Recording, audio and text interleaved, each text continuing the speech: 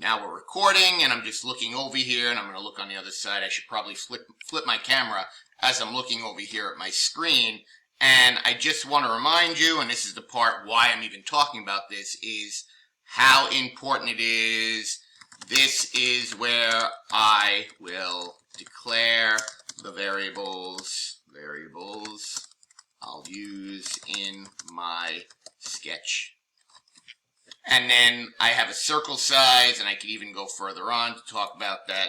Circle size is for shape 2, and this is for shape 1.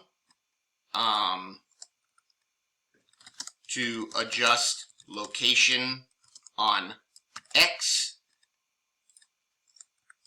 to adjust location on Y. And we could go on and on. I do have some other comments in here, like on line 14, I'm saying this is my shape 1 if the mouse X is less than 200, what we're doing, right?